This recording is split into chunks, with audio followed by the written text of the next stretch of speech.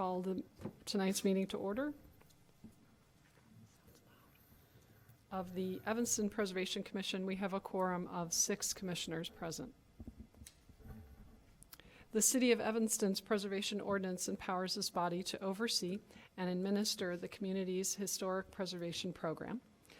During our monthly public meetings, we encourage public participation, afford due process through public hearings on proposed landmark designations and applications for certificates of appropriateness, and discuss ways to advance long-range planning goals beyond case review.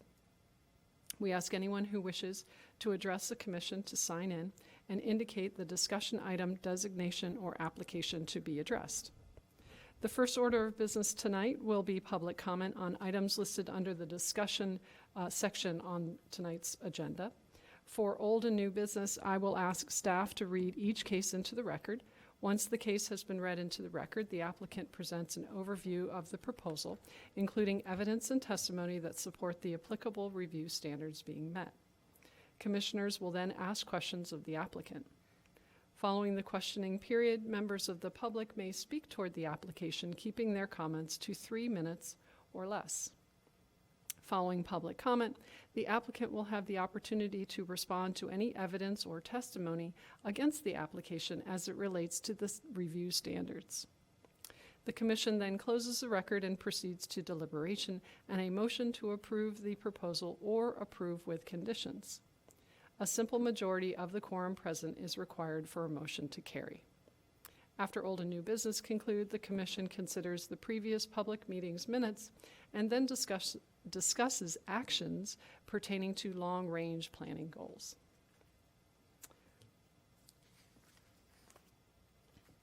All right, moving on to public comment. Are there any members of the public here who wish to comment on the discussion section of the agenda? Do we have anyone on Zoom tonight? No one on Zoom. Okay. I did receive one written comment not related to an agenda item and some pretty substantial documentation. It's related to demolition of Ryan Field, and I'll email that to commissioners after, and then I'll post that on the website. Sounds good. Moving on to new business, could staff please read the first item, 24 Pres 0001, into the record? 24 PRS 0001, 1117 Sheridan Road, a landmark in the Lakeshore Historic District. Jeannie Petrick, architect and applicant on behalf of the homeowner, requests a certificate of appropriateness to construct a wooden deck at the home's rear volume and alter the home's north and east elevations fenestration, removing non-original windows and installing new windows and doors and new openings. Hey, there she is. Hi, Jeannie, when you're ready.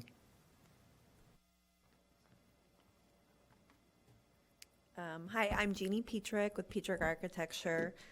My clients hired me to help them remodel their kitchen, and some of the issues that we wanted to address were it was probably a remodel that happened like in the 1980s based on the finishes, and the windows had been changed.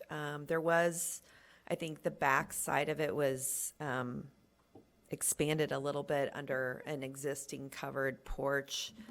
We wanted to keep the same footprint, but we wanted to reflect back. They had introduced these arched windows on the north side and on they're almost like transoms above rectangular windows, but that were on the north side of the house and on the east side of the house. And so we're proposing, another thing that we wanted to do was connect the kitchen out to the backyard, which traditionally would not have been because it was probably servants were originally designed to be spending their time in the kitchen. So those were a few of our challenges and what we wanted to do. And so this is what we're proposing. How do like forward? Okay. So, oh wait, how do I use the light? Or is there a pointer? Oh, here I see. Okay. So this is our existing site plan. There really isn't a huge, I mean, in comparison to the site, what we're proposing is the exit from the kitchen, instead of being off the north side from kind of like a servant's door down direct stairs, it didn't even have a landing because it was so close to the side yard, is that we would direct the entrance from the kitchen out directly to the back, more for entertainment, grilling, and just a connection to nature. And so we also decided to keep the deck as modest as could be, and respect also to, if you look, when we look at the elevation, you'll notice that the deck aligns with the covered porch above and the pitch of the roof. So the stairs and everything are all aligned with that.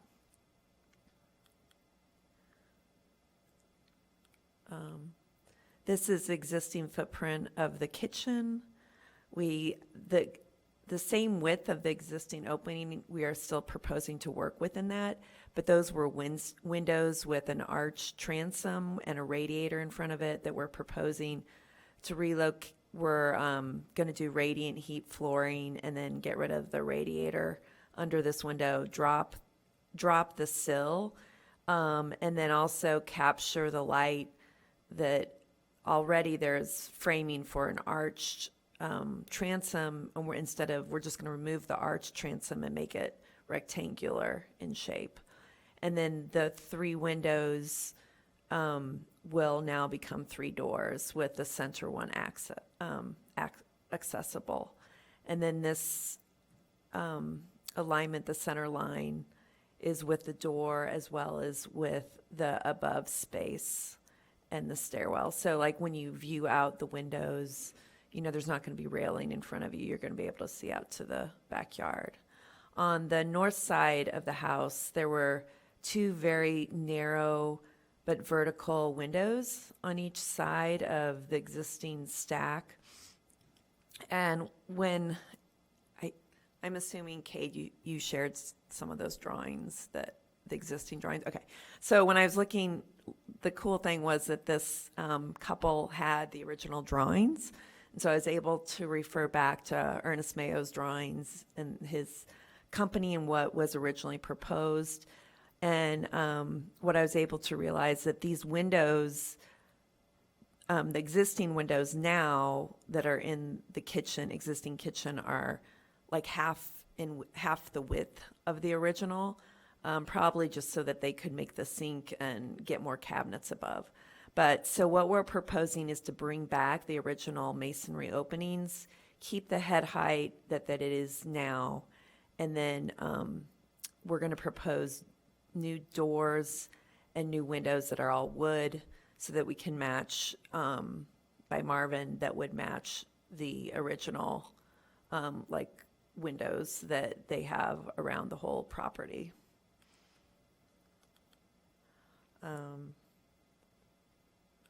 Okay, so this was the existing space. You can see this giant rectangle. That's kind of like the scope of work. This is the existing window that we have now. And it's aligning with this pitch of the dormer, a sleeping dormer that is above. But what we're proposing is just to use that same opening and drop it down and then introduce that as the exit from the kitchen. So it would still be aligned. God, I can't even make my hand move smoothly. But anyways, this alignment right here would align with the stairs, the doors, the windows, the pitch of the roof of the sleeping dorm, as well as the pitch above that and that main window on the 3rd floor. And then everything on this side would remain as is. There's like a stair that goes down to the basement right adjacent to that. And then on the north side, this is the existing setup where this is just a solid wood door that goes straight down to stairs as a side door, servant's door, into the kitchen. And we're going to remove that to gain more space for storage on the kitchen. And then we're going to open these 2 little narrow openings back to the same width that was proposed originally. We're going to maintain that height, that little transoms that they have there. We're going to maintain that, but we're going to square it off with respect to like the old fenestration.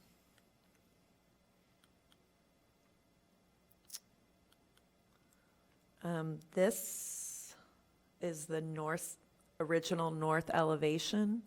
As you can see, these are those two windows that were original to the house that got kind of sliced in half. And then I can't remember if that still does work with I think that's lower than the 36-inch countertop. So those windows got split in half and then they were raised a little bit.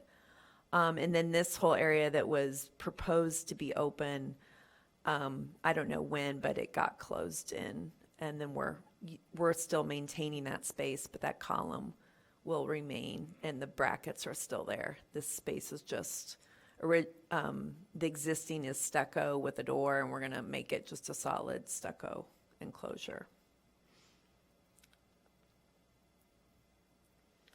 Oops. And then this was the original back half of the house that faced their yard, which is also facing the east side, which is also oriented towards the lake. But this, you can see, it partially was covered, partially was enclosed. It was very utilitarian design, just basically for servants for access in and out of this space. And then this was kind of like a mudroom when I was looking at the floor plan of it. So somehow, I'm assuming it happened in the 1980s remodel where all of this got enclosed, and then that archway happened at that time period too. This is the front of the house. This is that back east elevation that we were just speaking about, and this is that window that we're dropping the sill to and then squaring off the transom. Also, where all the landscaping is will be a modest deck and stairs going down.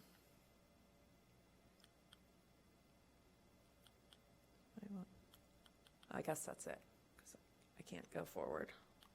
Oh, okay, now I did.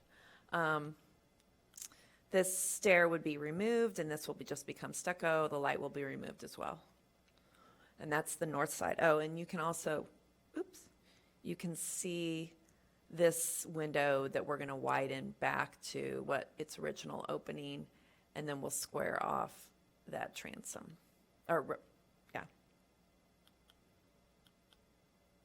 Another photo of that north side. The brackets and columns will remain.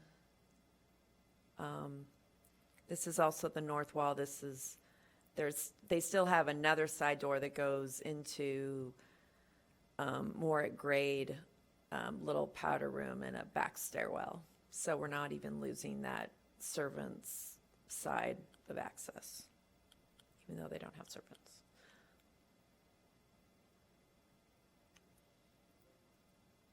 Kate, you had this, so I don't know what actually.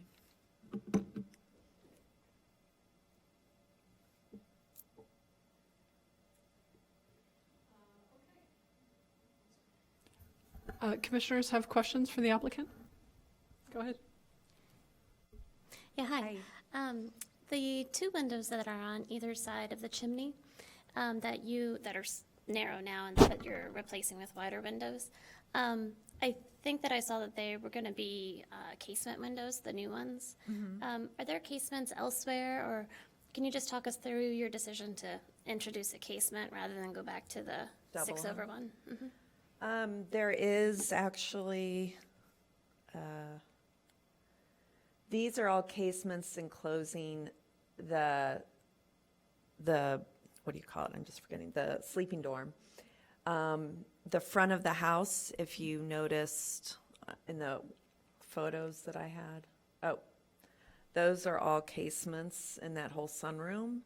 And then also, this is their dining room, and this whole area is also casements. It's kind of hard to see in the photos, so I apologize, but there are casements. It's a combination of casements and double hung throughout the house. And then why not just go back to the 6/1? Like, how was that decision made? What were We you thinking? considered it, but they wanted to maximize the height, so we did the transom with we are still mimicking the width of 3, so it's kind of hard to see if you didn't zoom, but you can see the 3 rows, and we're doing that in the transom, as we're doing it also in the transom above here.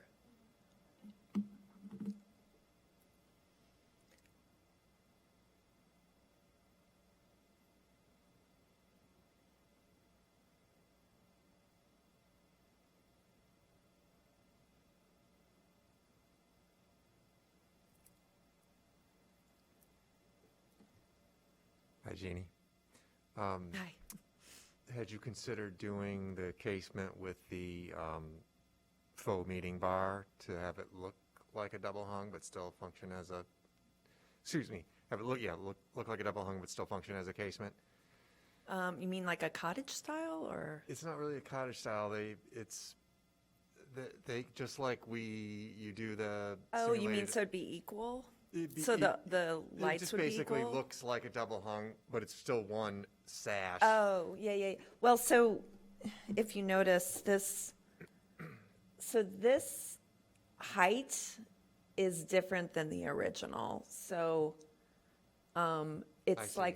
it's like the height of a window plus a transom above. Okay, I see. I think the idea was to capture as much sunlight as also, and then also it was more about the room, Okay, that inside the room, these all are aligning. it's And consistent. these are all consistent. It's consistent with the doors, yeah. Yeah, within the room. Okay. I felt that with, the 3, this width is the same width as this, even though it's not aligned with it. I thought these verticals, the proportion of these lights are similar to these proportions with the double hung. And then also noticing that the lower level just has the verticals. I thought it was an appropriate compromise to give them as much sunlight as they wanted and like a clear view out. Like one of my always pet peeves in a kitchen is like I'm always standing right in front of that double hung, like the frame of it. So I like to be able to, so that we could view all the light coming in instead of looking at the frame of the window. So, wood Marvin windows, is that correct? Yes. Okay, and wood brick mold to match the existing on this Yes. facade, and wood stucco trim or whatever to match the existing on the Yeah, stucco yeah, side? yeah. Okay, and limestone sills to match the existing on this facade? Yeah, I guess, yeah, we would have to replace those because they were shorter, but yes. Okay, thank Yeah. you. Other questions for the applicant? Is there anyone here from the members of the public to speak? Okay, thank you. We can deliberate if anyone has anything they want to say, the commissioners. Just briefly about the choice of the casement instead of the double hung, so that had caught my eye also, and probably everybody else here, but I did like the consistency actually with the doors within the room. It kind of goes a little bit to that work can be reflective of its new era that we're in now. It's done kind of like neatly and crisply and not haphazardly, and so I think it's successful just the way it is. Yeah, I'm satisfied as well. I think kind of given the new use of that space, and I agree, I do like how it's continued around on both faces. It's a nice consistency.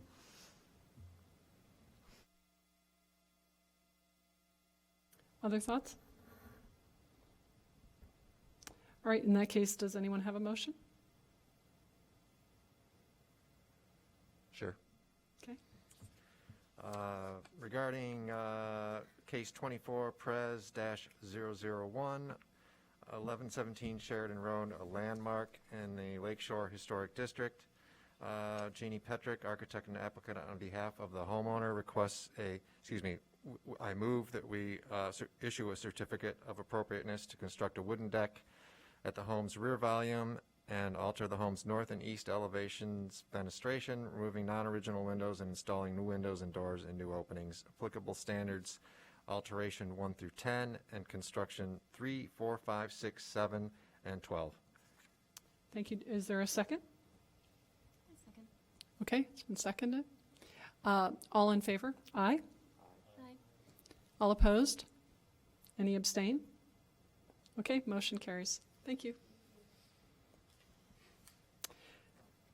Moving on to the next order of business, which is the election of our Commission's 2024 officers. The slate of electors, there is just one for each position. So we have the option, if we want, to just go ahead and vote on the slate as opposed to individual. And that's what I would like to suggest we do, unless anyone has any objections to doing that. Okay?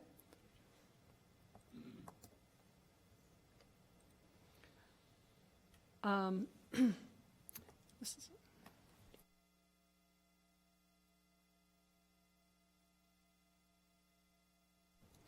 I'll go ahead and take a shot at it. I would like to make a motion to elect the following slate of commissioners to be our 2024 officers.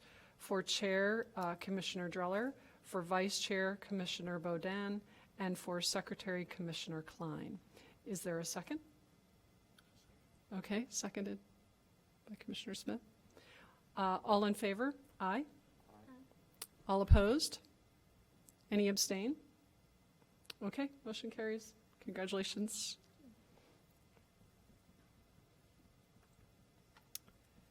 All right. And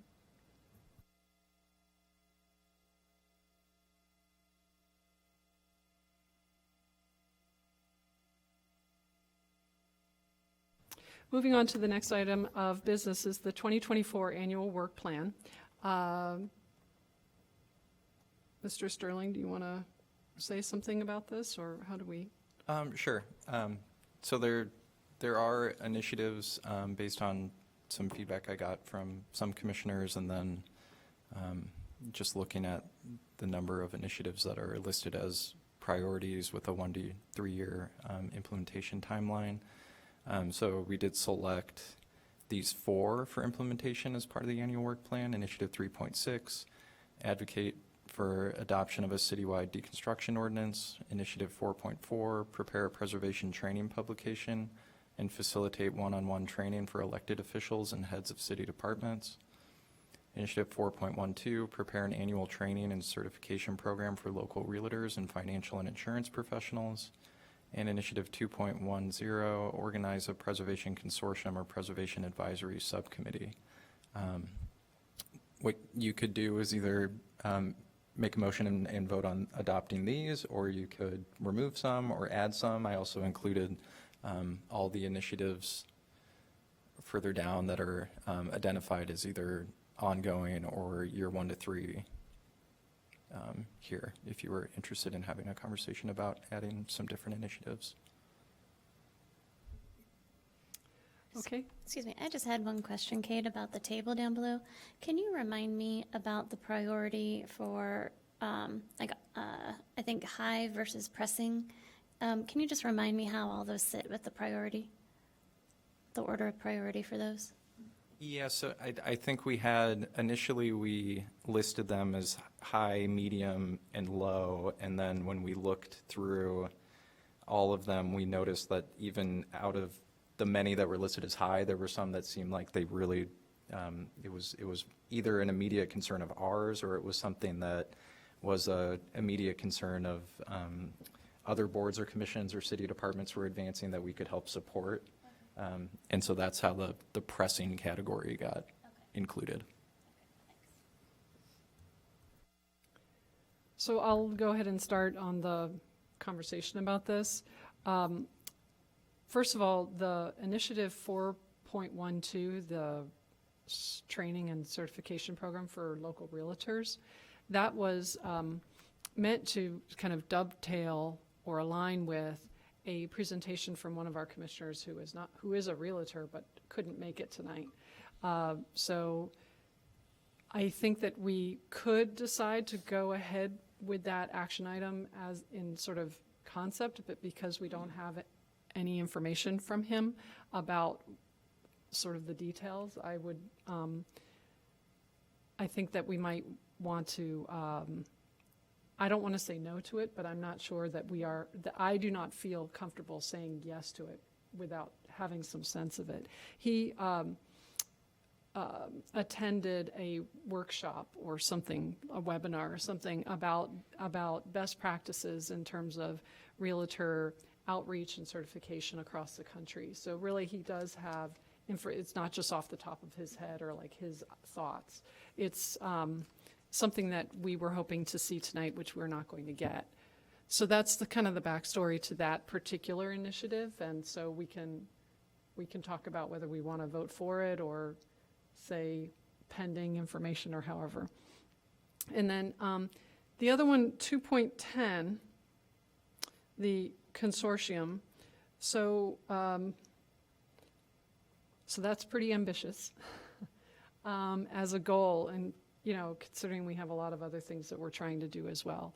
I don't think it's unreasonable to imagine that maybe we could work towards that. I mean, this is an annual work plan, so it doesn't mean we're going to get it all done next month. We could say that that's one that maybe we're going to work on and then hope to have something going, October or November. Like, be more open-minded about the time frame for that, because that really does involve some talking to people and some collaboration and everything.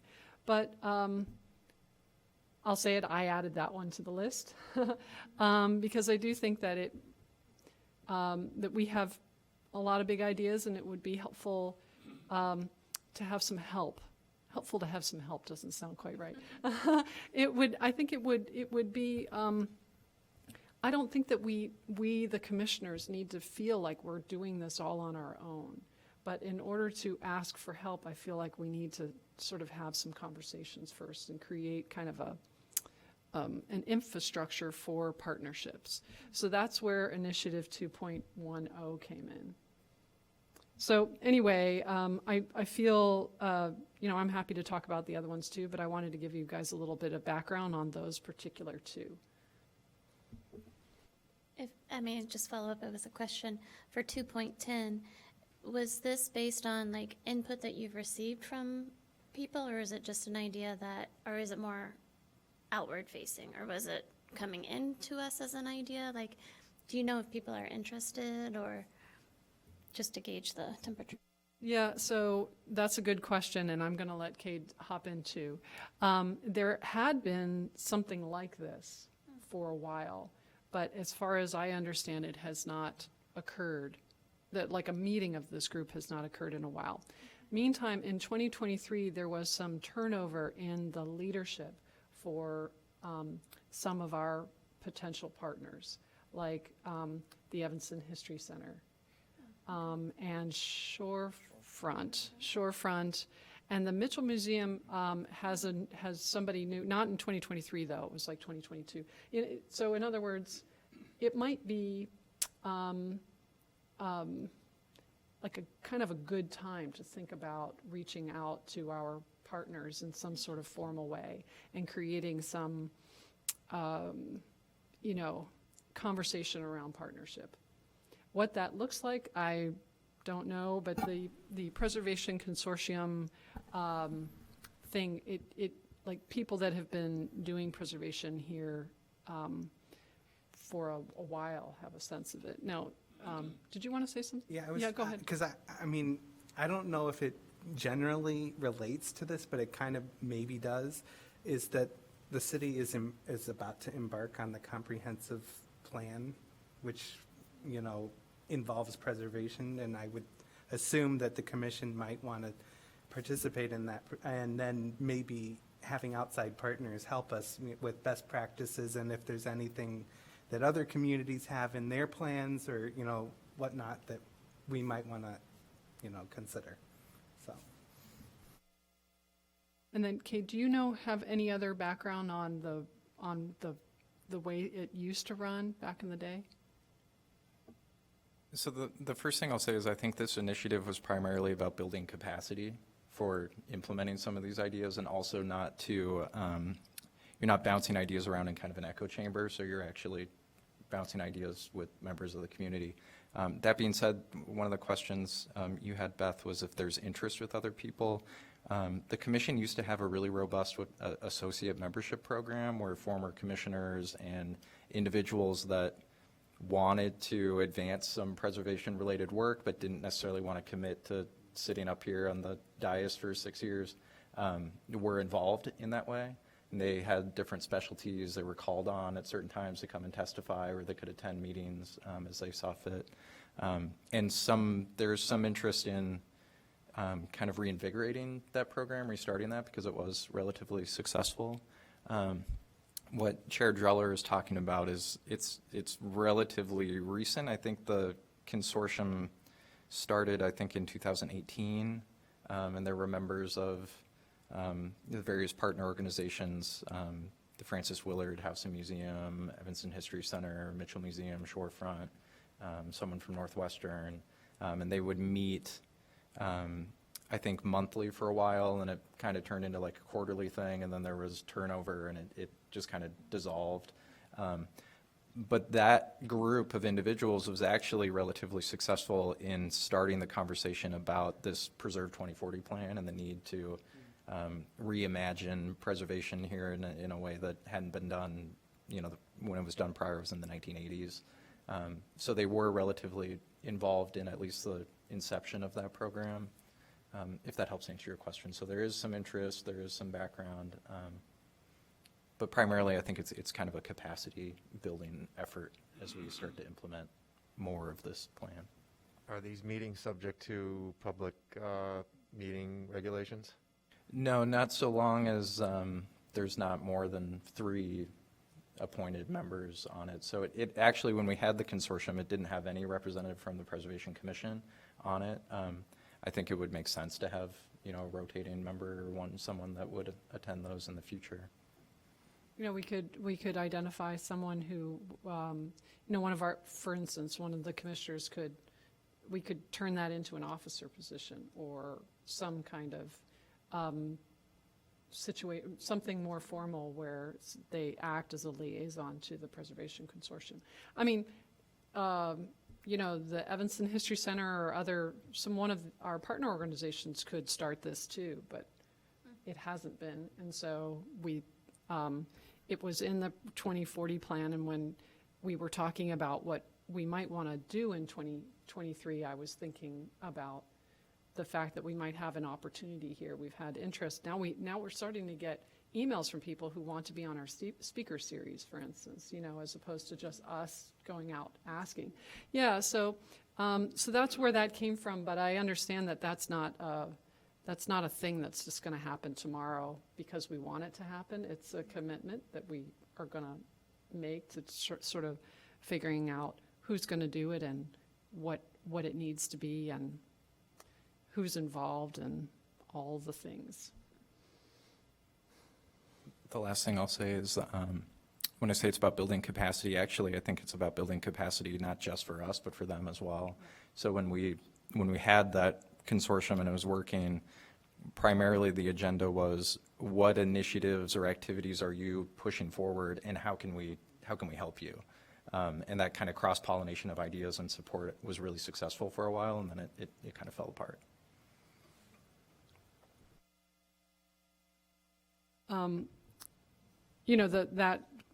That initiative is sort of dominating our conversation here. We can keep talking about it if you want, but I'm interested in hearing what you all think about Initiative 3.6, the deconstruction ordinance, and if we want to move ahead with that. Could as a new commissioner, could somebody provide a little context on what that would mean? So I think really the primary term here that I'd like everyone to acknowledge is you're advocating for this. So it's not, the idea is that this doesn't come out of the commission. The idea is that if the referral was made by a council member, it wouldn't even necessarily come to this commission. but there is a preservation-based background in why deconstruction is valuable and important, the salvaging of materials that are irreplaceable, reusing those materials. There's also an affordability component to the resale of higher quality materials at lower prices. So those are all preservation-related aspects that I think we could advocate to at least be incorporated into something like this. This is primarily a sustainability initiative that would probably either come out of the city or come through the Environment Board, but just looking more in a supportive role. The specifics about what would be in that deconstruction ordinance, I think that's just so unknown at this time. But there are some pretty good examples. San Antonio, Portland, Oregon have some good examples of requiring a certain percentage of a building to be deconstructed rather than demolished and put in the landfill, and have those materials sorted on site and salvaged and resold. I think the question is whether we are interested in adopting that as one of our goals for 2023, the idea that we are going to advocate for that. Like, it would end up, in other words, it would be on our agenda as something we talk about. We would come up with action items to figure out how we would, as a group, advocate on behalf of this idea for a deconstruction ordinance. Yeah, it seems super relevant to what we do, and it seems like I would really want to know what it means before I would say we advocate for it. I mean, this could mean a lot of different things with a lot of consequences to a lot of people. So what I think participating in a conversation about the shaping of it, to the extent that it's not a thing yet that we can read and say this is the proposal, I definitely think it'd be a good idea for us to be involved in shaping or giving comment on it, or at least participating. I think one issue would be, what would you do with something that would have value, some asset that we'd really want to see preserved? So it seems like we would also need to, early in the conversation, talk about where they could be stored or kept. So, is there some place where facilities or some city space somewhere where we could have a minimum amount of space really to begin with, just to see, how much comes to us. But if you have an item that you would really want to preserve, then you have to take possession of it, and you have to put it in a place that's going to be safe.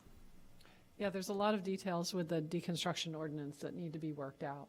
So that I think the question from an annual work plan perspective for us tonight is whether we want to sort of take on the task officially of thinking about the deconstruction ordinance as part of our work in the Preservation Commission, or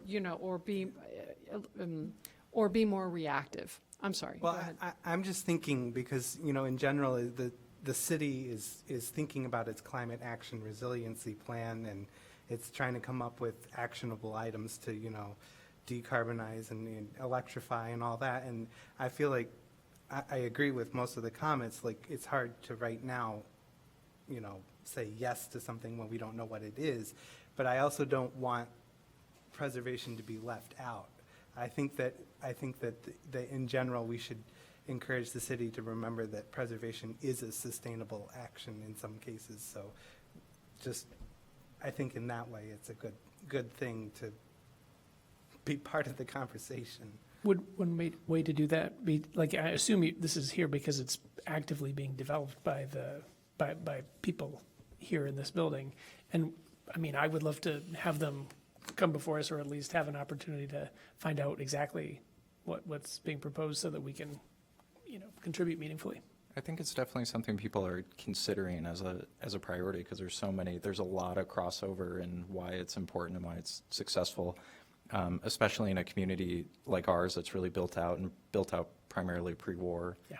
So that's where you have the higher quality building materials that can actually be salvaged and reused. A lot of the deconstruction ordinances, you'll see they'll set a date of construction, or anything that predates that needs to be deconstructed. Anything after that falls out of that. And usually it ramps up as well. So some places will, the cutoff is, the 1950, and then they'll move it back or something as it becomes, because it's kind of a capacity issue too. That's the big question, is who do we have in the community or in the region that can do this kind of work? But that's also a little bit of a chicken and egg in that they need things like this to build their own capacity and build the market for this to occur. We do have the Rebuilding Exchange that does this kind of work. There's also a group out of, I think, Skokie or somewhere close to Rockford that does this kind of work as well. He actually reached out wanting to speak to us, so that could be a first step to this as well. We did have the. And we had one before. Yeah, we had the executive director of Rebuilding Exchange came and gave a talk. This was before you were on the commission, but it's on YouTube if you wanted. Well, go ahead. I wonder, where is this, this ordinance, where did it originate? What department? Where's it coming from? Well, there is no ordinance yet, so when it says I that, mean, it doesn't what the exist. conversation is, where did it start? It comes primarily out of the Sustainability Division Okay, and being a right, really, right. an actual, as Right. Carl said, an actual implementation tool, something really tangible that can address some of the initiatives in that plan. I'm just curious, is there anybody on city council? Because this would be, I presume this would be something that would be, have to be introduced by somebody on city council. Is there, like, that might be an interesting person for us to talk to? I mean, I can think of two that might introduce it, and we might reach out to them, but. There was also a city council member who, when Cade and I did the 2022 annual report was planning development subcommittee, there was one commissioner in particular who was quite interested in this concept of a deconstruction ordinance, because I talked about it then. So that would be in April of last year, and that's also on YouTube if anyone is interested in watching it. It was on April, right? Yeah, the April Planning and Development Commission, Subcommittee. And and then that council member has had some conversations about deconstruction since. So it's this thing that's in the air, and so it ended up at this particular initiative was in 2040, Preserve 2040 anyway, and so it ended up here as a task item for our 2024 annual work plan. Go ahead. So I share Commissioner Alleman's concern maybe about the word advocate for the adoption verb in our plan here. So I'm just wondering, there's a way we can soften that, the phrasing of that we want to learn about it and Participate in, shaping it. engage folks on that topic without not quite yet advocating for the adoption of it. How, so this is the phrasing from Preserve 2040 that's in the staff memorandum that we're looking at, right? Well, this is page 30 of the packet for tonight. So what would we do for the annual work plan in that case? Would we just, I think it's fine to include, I think it's fine to say that you would rather, explore this idea, you want to support it, if it happens.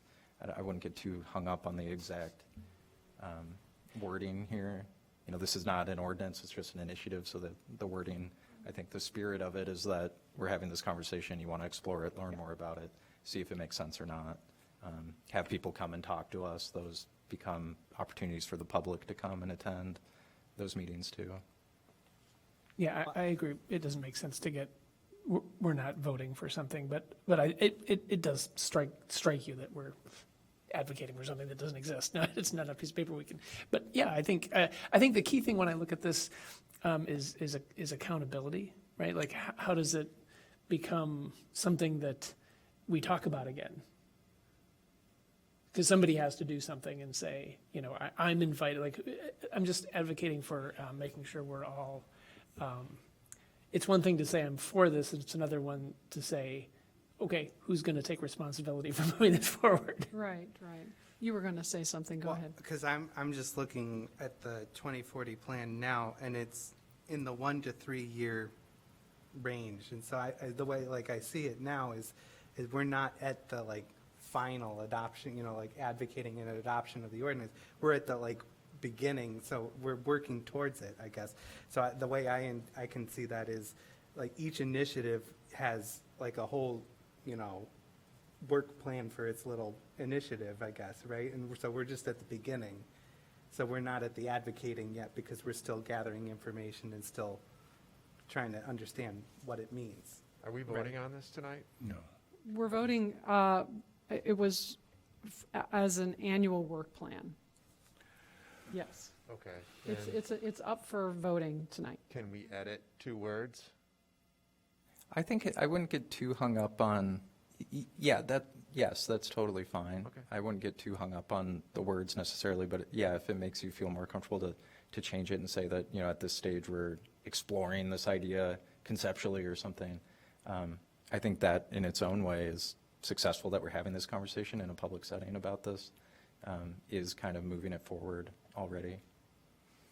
I mean, that would be fine with me. Do you have a thought on, because advocate for the I like what- adoption sounds like I you li- want to change that. Yeah, I liked Cade's explore the adoption. Sure. Not that he was advocating for that, but he did give me the 2 words I wanted.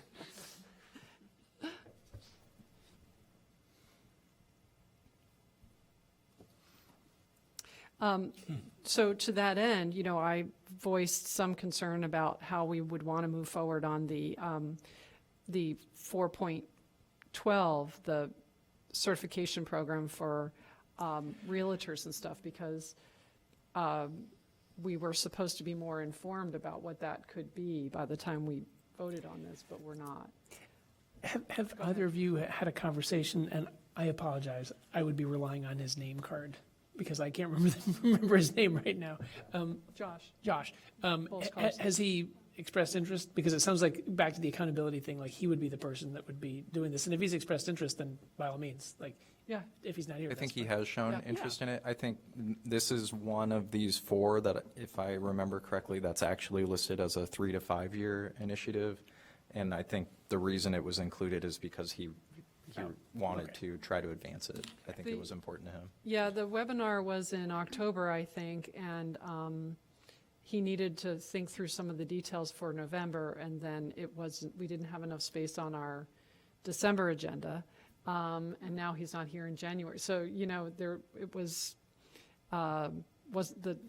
yes, it's sort of the cart before the horse. But I also support this very stringently. I mean, realtors were my target audience early in my career in preservation. So I've seen the value of this exact thing. We don't have it here, and we have a realtor on our commission now who's interested. But I don't want to put words in his mouth because we haven't heard him talk about it. These are also, the annual work plan is a set of kind of ambitions, right? So it's okay if you put 4 on the list and you only accomplish 2. That's, that's perfectly acceptable. Just helps I mean, it's better than having no annual work plan. And we have a lot in Preserve 2040, so the idea is, like, out of all of those, what are the couple that we're going to try to actually take some action on? So that's the idea behind the annual work plan, right? Yep. So I would be happy to just leave it there, if, as is, the initiative 4.12, if everyone else is comfortable with it that way. And change advocate for the adoption in initiative 3.6. 4.4 was that on our work plan last year and then it got forwarded? Yeah. I think that was one last year. This is also something that we've kind of worked out a lot of the training. The presentation I gave a few months ago is very similar to kind of the framework that we would use. So this one is almost making sure we're comfortable with what's included in that, and then finding a way to actually schedule and facilitate these one-on-one interactions. It's definitely necessary. I think what ended up happening with us is that all of a sudden we had a lot of openings on our commission, and so a lot of the training energy and stuff went towards our commission, and as a result, the 4.4 kind of, that's, I think, what happened there. So I'm happy to keep that one on there because it's necessary. I think also one point that I think it was Carl brought up, and we will have a presentation in February about the comprehensive plan and this commission's role and why preservation is a very important and effective land use tool that, you know, it should be part of any comprehensive plan. But these training exercises, I think, are really timely in that you're working on a really principled 20 or 25-year planning document. It's really the framework for where the city wants to be in 25 years.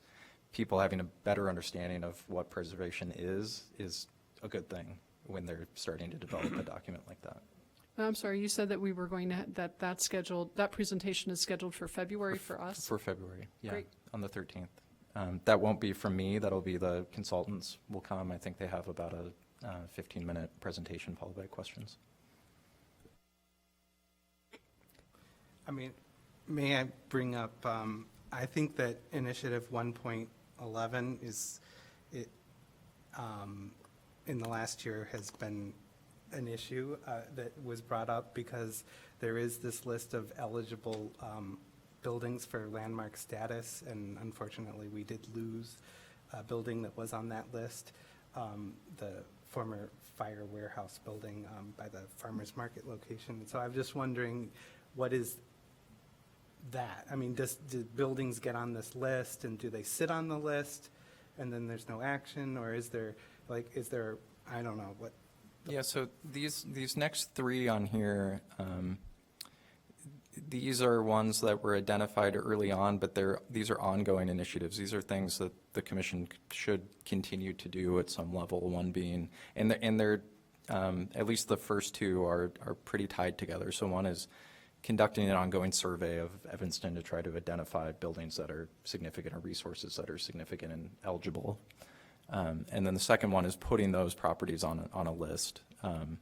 Essentially what happens when you put it on the list is you're almost proposing them for future designation. They're for consideration by the public to see what has been identified as eligible, and if they choose to, they can nominate those resources. To Carl's point, and I think it goes to our one of the discussion items in the rules, I think the rules and procedures should be supplemented to, one, identify consistently how these resources are identified, also what follow-up procedures there are, making sure that, you know, maybe, do we do that annually? Do you make sure that you contact the property owner after that's been done, explain what it means to be on an eligible property list? And also there's some action on the city's end for what that means. So making sure that when something is put on the eligible property list, that's a layer in our GIS database. So when someone pulls something, some permit, specifically the ordinance talks about the commission being able to give advisory recommendations for proposals that are not as of right. So that's major variations, plan developments, special uses, and that's tied to standards that they're supposed to meet about not diminishing historic resources or destroying historic resources or significant resources. The problem very often has been is that wording has been interpreted as it's not significant if it's not registered already. And that's not true. There's a lot of buildings that are not designated landmarks or in historic districts that are eligible and also very significant. And I think the intent is that this body would not be able to say yes or no on those types of cases, but what you're doing is providing necessary context to those decision makers to see if those standards are met or not. How is this resource significant? What does it mean to lose this resource? Those are things that should be part of those entitlement and development considerations. And I think that's the intent very often in preservation ordinances, for having a study list, for, you know, empowering a commission to go out and, you know, identify things as eligible. It's all part of, you know, kind of slowing and decommodifying development and entitlement in a city to make sure that you're not making mistakes and demolishing resources that should be retained. So just to add a little bit more, so when Cade was mentioning the rules and procedures, that's letter C under discussion, no vote will be taken. So we'll talk about that in this meeting in a little bit. So that's what he meant by that. But I have actually a question for you.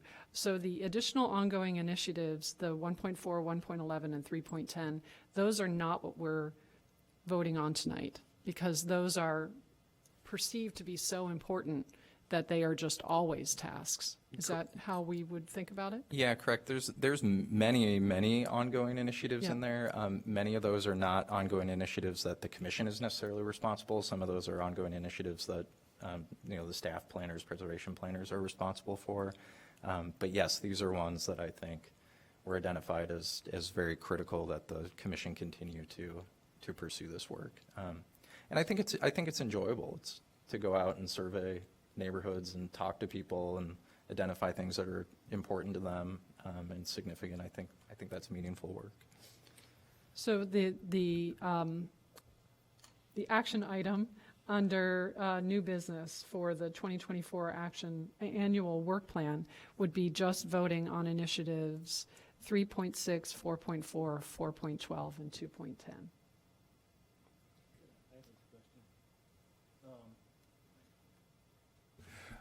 Is there any, is it a matter of importance? The 4 initiatives that we're voting on and the 3 that we're not voting on, do they all still have the same standing with regard to our initiative? Yeah, there's no hierarchy of, is that what you're asking? Yeah. I don't think there's any hierarchy of the initiatives other than the priority level that's assigned to them. In the 2040. Yeah. In Right. Preserve 2040, they Right. have, yeah. So do the 3 initiatives have the same level of priority as the 4?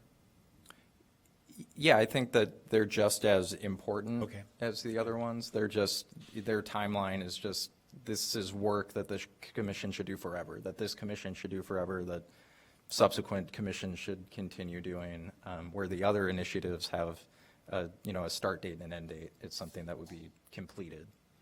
So for instance, just to give some precision, on page 33 of the packet, it has initiative 3.10, support the retention of significant landscape features which offer citywide environmental benefits.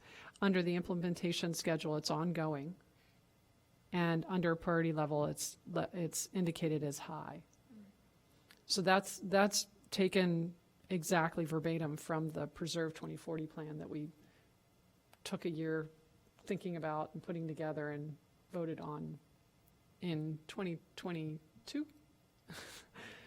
Yeah, we worked on it in 2021 and then we voted on it in 2022, something like that. So that's what he means by ongoing and the priority levels and stuff. I don't know if that's helping to answer your question. No, it did. It did very, very well, I understand, and thank you. So was there anything else that you all wanted to talk about in terms of the annual work plan then? I'm not sure where it fit, but I think at the last meeting or the meeting before, we talked about, and maybe this doesn't fall into the work plan, but taking a look at the COA application and giving that a once over. So that's, I don't think that actually is an initiative, but I think that Does is It could just be something we do. It doesn't need to be on this for us to do Yeah, it. it's- I understood that was going to be, sorry to talk over you, under the rules and procedures, right? It is something that you could include in the rules and procedures. If it's in the rules and procedures, it would probably say something like, on an annual basis, they should review the applications to make sure they're still relevant or something. But the actual work of looking at it and deciding to redo it it's not an initiative. That's probably not in the rules and procedures, but that's something that anyone could do at any time. That's one of the powers the commission has. Okay, yeah. Were you going to say something? Did you understand it as part of the rules and procedures? I thought it'd just be part of the discussion of that section Yeah. of the meeting, Yeah. where we could talk more about that. But I don't recall there being an initiative about that, but there are initiatives about education and outreach and messaging, not messaging, that's the wrong word, but being more clear in terms of our communication with what we want and what we perceive as falling under the umbrella of preservation. So it's not written the application, but Initiative 2.1 in the 2040 plan does call for review and update of the historic preservation ordinance. So is the application in the ordinance? No, or is that just more of a rules and? No, Okay. the only thing that's in the ordinance is empowering the commission to make its own applications. Yeah. Mhm. And then the rules and procedures are how we go about doing the things that the ordinance gives us the power to do. Correct, yeah. The rules and procedures are either facilitating and creating a structure for the powers you already have in the ordinance, or clarifying any ambiguity in the ordinance itself. Okay, I feel like we've talked about the annual work plan, and if we're all okay, we could go ahead and have a vote on this. Yeah? Does anyone want to try to suggest a motion? And you have the amended, the revised language, right? Okay. Yeah, and you don't have to read, you could just say the individual initiatives, the numbers. I don't think you have to read the actual language, and then understanding that Initiative 3.6, what we're doing at this time is really just exploring maybe the feasibility of deconstruction ordinance. Does anyone want to try it, or you want to do it? Sure. Okay, go ahead. I move that we adopt the 2024 annual work plan with the following priority initiatives within Preserve 2040 identified for implementation. Initiative 2.10, Initiative 3.6, with the following exception that it would read, explore the adoption of citywide deconstruction ordinance. Initiative 4.4 and Initiative 4.12. Do we have a second on that? Second. Okay, it's been seconded. All in favor? Aye. Aye. Any opposed?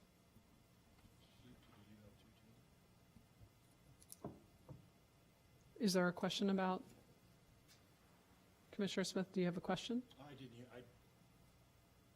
It was No, before, yeah, I did it before I amended 3.6. He did it in numerical order.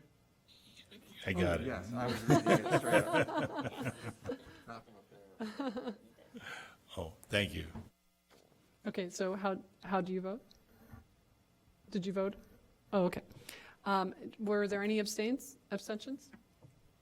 Okay, motion carries.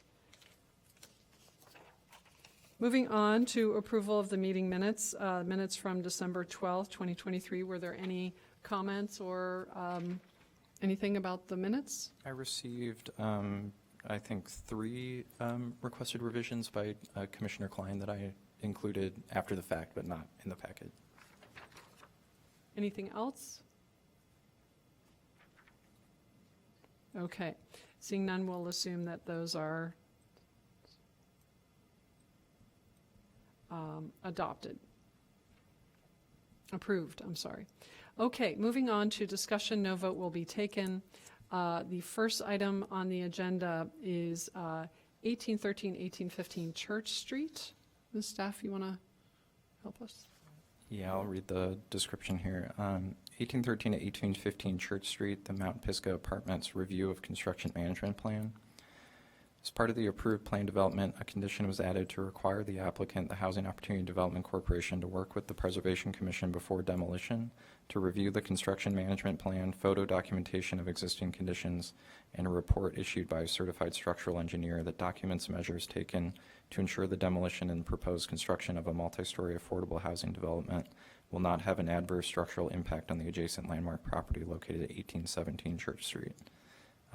In this case, the commission is just going to hear a presentation from the applicant and then can ask questions and can make friendly suggestions, but there is no action on this item. And when you're ready, Richard.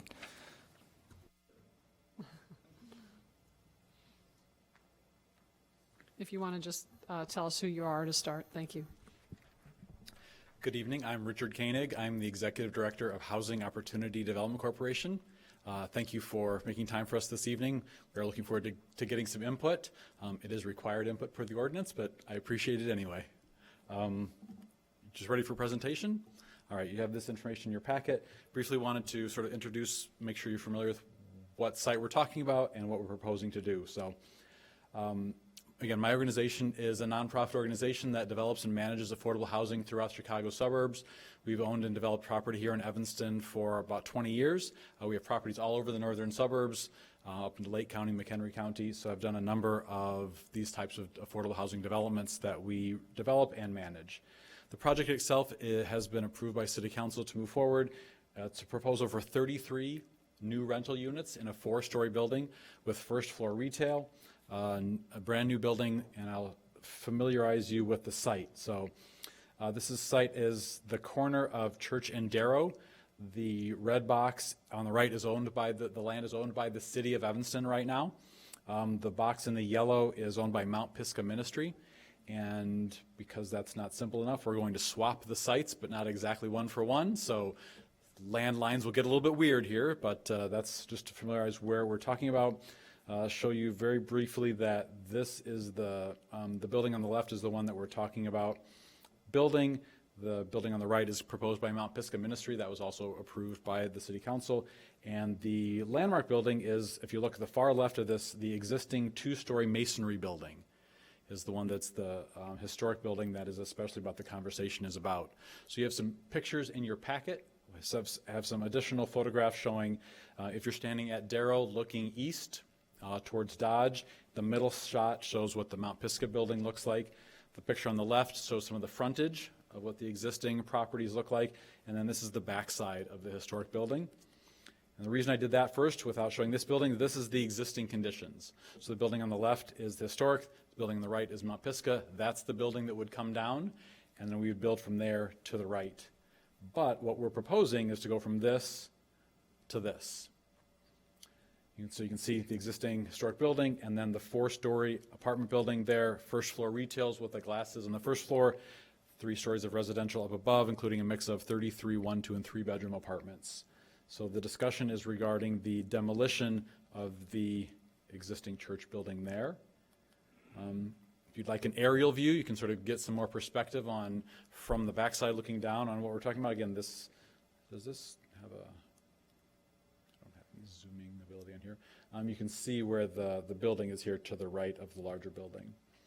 If you're interested, this is the footprint, the site plan on the left-hand side, and then up above the higher story. So it is a T-shaped building, backwards T from Church Street to the back alley. But the meat of the presentation now, what are we proposing to do and what are we looking for some input on? Any questions about sort of where we are, the existing conditions? Yes, of course. I do have a question. Of course. What are the ages of the landmark building and then its existing neighbor, the church building? I don't know what year, I don't know the existing code. Do we have any information on that? It was 1920s. The landmark building was designed by B.J. Bruns, who was a pretty prolific regional architect. Okay. Okay. And the Mount Pisgah Ministry is a concrete block building. I don't know that it has any historic features. Oh, that's helpful to know, though. Okay, thank you. So I have a question about. Of course. Condition. Is it like a party wall or 2 walls that are right up next No, to it each is not a party wall. Thank you for asking that. Yes, there's no party. The buildings are not, it's not a party wall adjoining. They are really, really close, but they are not. It's a great question. So part of the input that we were asked to get is, we want to make sure to protect the building that we're taking a demoing next to as it's a historic building. We've hired a general contractor called Skender Construction. They're one of the bigger contractors in the Chicago area. They've done a lot of work for us in the past, and so in consultation with our contractor as well as our architects, Cordigan Clark Architects, have come up with a plan to make sure that we protect that existing building. So sort of looking at what are we doing to have that protection, sort of in my mind, sort of think about 3 phases of this. So during the design of the building, the idea is we're going to build the footings at the same depth as the existing building, so we sort of keep that level, so you keep the pressure levels the same. Architect says that's the best way to sort of protect the existing building by doing that footings at that depth. There's no basement to our building, so it's just the footings that are going in. The only thing that's underground will be the stormwater storage vaults. And then the rear of the building steps back, so you show that T shape. So our building goes back less far than the existing historic building, so the T is farther towards Church Street. So then the design, we sort of planned around the future issues. For demolition, the contractors explained to me that they are setting up vibration monitoring units to make sure, to see that while they're doing the demolition, that there's no extra vibration that would cause any sort of damage to that existing building. They will do a settlement survey, which will happen throughout the course of construction to make sure there's any settlement or anything that's shifting while they're doing construction, while they're doing the demo, while they're doing the building, to make sure that no settlement happens, so there's no risk of danger there. While they're doing the demolition, rather than bringing in an excavator, and I love to watch these excavators tear the building down, they reach in with a claw and tear that down, there'll be a lot more handwork with this building, especially up against the existing building, so they can do the excavator on the other sides, but there'll be a lot more handwork taking down the existing building as it's up against the historic building. And as you previewed, there is no shared party wall, so there's not a party wall now, and the new building, it won't have a party wall. It'll be close, but it will not be there's not a shared wall. During construction, what we can do during construction to protect the existing building, one of the first things that happens is we put in the stormwater detention. There was some discussion of stormwater and flooding at the building adjacent to us, so within the first 30 days of construction, do the demo, and then immediately put in the stormwater detention, which is on the alley side. So that gets dug out so that any stormwater it gets directed into those stormwater vaults right away from the start, so that doesn't build up, it doesn't cause additional issues on the side. And then during construction, once the building starts going vertical, they will need to do the masonry from the inside. So it will be a construction style where there are panels that come in, and the way that they'll do the construction, instead of standing on the outside and building bricks up, they'll stand on the inside, reach over, and build up and build themselves up on the inside. So they'll build that wall from the inside up against the existing building. They'll also be mobilizing, of course. They'll need space on site to be able to have their trailers and other work done. So we will be able to use the existing vacant lot on the corner to mobilize all that. So there's additional protections, so we're not phasing on site. We can sort of phase that away from that existing property. So hopefully during all those phases, we can protect the existing building, make sure that it's safe, and take whatever actions they need to make sure to minimize any potential impact. If you're interested in more pictures, we have other side views of the building, and if anything else would be helpful to sort of demonstrate what we're going to do. Looking for any input or shared information that we should be considering.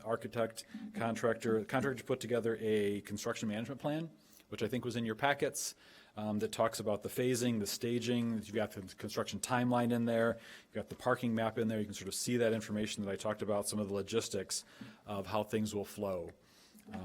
So happy to gather any input, get any information from you guys on what we could do, things we should consider. Any questions, I'm happy to answer. Hi, a few questions. You bet. The building that's to remain, that doesn't have a basement either? I do not believe so. We've asked, and they have not told us whether or not it has a basement. Okay, so But in we any are- we- case, we your intend to match footings are the going depth. down to whatever depth it's at. Whatever depth it's at. And Correct. then, but you're going to be slab on grade? Correct. So okay, so you'll just fill in whatever you need to? Okay. Correct. And this is a good image to stop on. The mansard roof of the existing to remain, it has a sloping roof that slopes towards the new building, is that correct? Yes. On the east side? Yes, that way. So yeah. are you building in a channel? Are you just off of is there a gutter there now that you're just staying clear of? That's an excellent question. I do not know that. Okay. Okay. Good to check that. Good idea. I have a question. Yes. Of course. If I remember correctly, that there are storage tanks on this, and that you're going to essentially put like some kind of like concrete cap over it. Is that near this historic building, or is that over at the second lot at the So corner? it's the lot in this middle picture. The gas station was on the corner, and the tanks have been taken out. So the tanks aren't there anymore, but the tanks were here on the corner where this concrete is right now, so it's nowhere near that side. In fact, on this, it's on the yellow side. It is not near that, nope. And they're gone. What was there has been taken out, but it's not near that anyway. But that's a good question.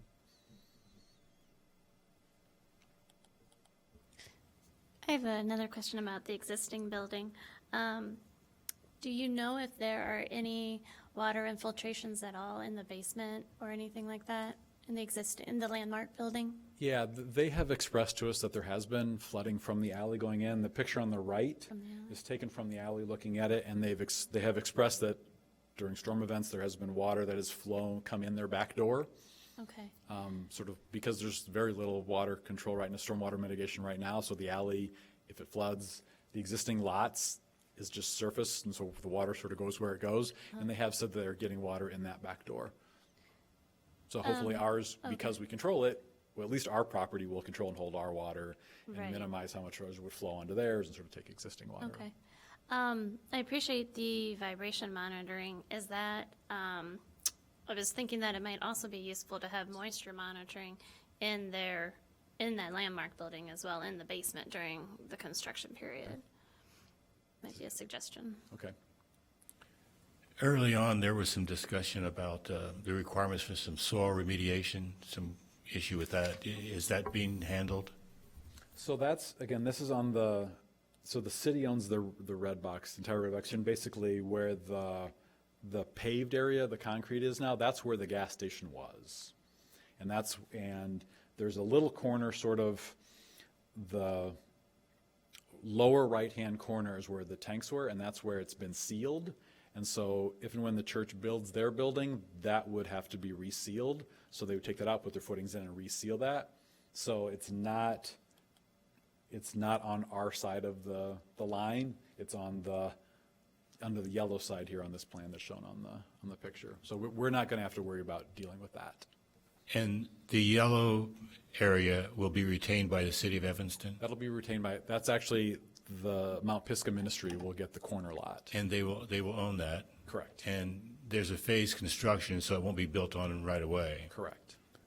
So any potential issues with remediation will kind of be kicked down the road. I mean, Right, it'll be handled under their construction. it doesn't have to be dealt with now, because you're in construction. Okay, thank you.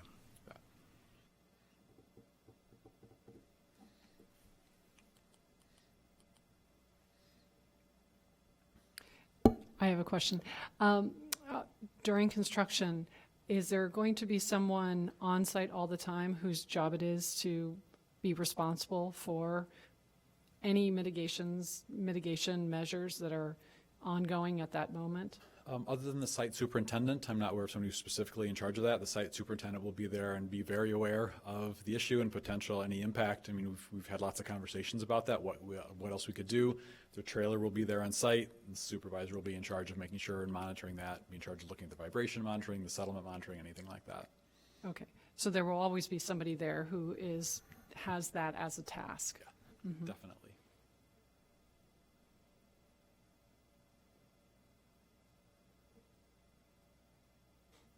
Other questions for the applicant? I'm sorry, for the presenter? Yeah, I guess what are your reporting, what's the process for reporting any problems that do come up that does happen when during the demolition of the existing building and then during the construction of the new? What are your reporting processes for alerting the public or the building owner or just this came up, this is what we're doing, this is how we're solving that's a really it? good thing for me to discuss with the contractor. I mean, they'll be there on site all day, every day, responsible for doing the construction and making sure everything is safe. In the past, I know that they've had really open lines of communication with existing neighbors and property owners, making sure let them know what's happening. That's sort of their responsibility, is make sure to stay in contact. They're in charge of moving the construction along and letting people know when things are happening. Noise issues, other types of things that might come up, so they'll have to be in contact with them on a regular basis. I'm not pushing it off, but I'm pushing it off. And then if there is any damage to the landmark, then who covers that? So that's under the contractor's insurance. Excellent. Yeah, that's all covered under insurance policy. And then we have liability insurance and anything else that would be necessary to cover that. We have insurance, they have insurance, lots of that. Did you have something you wanted to ask? Oh, I thought I saw a hand. I would just reiterate John's point. It's a little concerning if the roof is sloping that way and you're putting a building right next to it. There should definitely be a plan for what happens with that water. No one has pointed that out. It made my night worth coming to see you just for that simple idea of looking at where. Much the easier to gutters solve are. now than after the You know building's what? done. That's a really good point. Yes, absolutely. I'm gonna learn more about gutters. Can't wait. Other comments? So this is a no action taken, so he has made his presentation, we've asked our questions, that's it, right? I think you're free to go. Thank you all for the input. I do appreciate it. It's helpful just to sort of go through those issues. If you guys think of anything else, you get home tonight, have a brainstorm, please email Cade. He'll let me know, and we'll take that information seriously, pass it along to the contractor, and make sure that we follow through with any of that. So if you do think it's seriously, if you do think it's something, just let me know. We're happy to follow up. I'm sorry, may I say one other thing? Is there, and it's a question for you, is there some obligation to have him come back after the project is done to report to us how this happened? No, it's my understanding that this is his only obligation to engage with us. Okay. Would you Well, like me to? if so, that's what I was going to say. That might be, I mean, we do have a speaker series, and if this goes well for you, and even if it doesn't go well, Goes well. when it goes well, it might be of interest to, I mean, we have some commissioners who aren't here tonight. We'll have new commissioners by the time you're done with your project. If you are interested, you're welcome to come back and tell us Happy to. what your plan was and how it went, what you did about the water. That'll be the first question, I'm FYI. sure I get it. I don't know, go ahead. Especially if something doesn't go well, actually, that would be something we'd very much want to know Learning about. experience, absolutely. So that's it. Everybody. All right, thank you. Thank you all. Appreciate it. Thanks. Okay, moving on to, I'm sorry? Yeah, we usually take a break at 9 o'clock, but I'm okay if everyone is all right to take a break now. We have two more items, the Harley Clark and the rules and procedures. But so, yeah, I mean, I'm fine if you all want to take a 5-minute break. Is that what you're talking about? No, it's fine. Okay, so we'll take a 5-minute break and we'll be back. It's 8:23 now, so we'll be back at 8:30. Is that all right? 8:30, we'll be back. Okay, we're going to get back to our meeting now. The next item on the agenda is, this is a discussion, no vote will be taken, item B, amending the statement of significance for 2603 Sheridan Road, commonly known as the Harley Clark Mansion. I don't have, you want to read it into the record, or how do you want? Yeah, I can kind of introduce this, and then Sure. I can kick it over to Commissioner Smith. I think the idea behind this is the Harley Clark property is one that has a very varied and diverse level of significance. There's many layers to what make it significant, what create that sense and spirit of place, and what makes Harley Clark special. And it's not just the mansion. It's not just its architectural features. It's also a site that has a really significant landscape composition designed by Jens Jensen and Alfred Caldwell. It also has some native dune landscape features, the front lawn, the west lawn, the east lawn. All of these in their entirety create this sense of place, and I think are deserving of being treated with sensitivity moving forward. And that's primarily what a statement of significance does, is you're identifying what's significant about a place and what aspects of it should be treated with more sensitivity when someone's proposing to alter a site or proposes new construction. Another layer of its significance is its cultural significance to the site. So you hear me talking about all these things, and then you'll look at the actual statement of significance, and it's very spare in its wording. It doesn't make reference to the coach house. It doesn't hardly make reference to the Jens Jensen landscape features or composition. It doesn't really make any reference to its integrity of setting, its siting, its landscape, its spatial relationships. And I think it's a nice opportunity, especially considering moving forward with an RFP, to try to amend something like this to be more inclusive of its varied significance. And I'll kick it to to Charles. I was just going to say one thing, and from a logistics perspective, if you don't mind, before you get into Oh, the no, go ahead, details. please. So, what are we discussing tonight?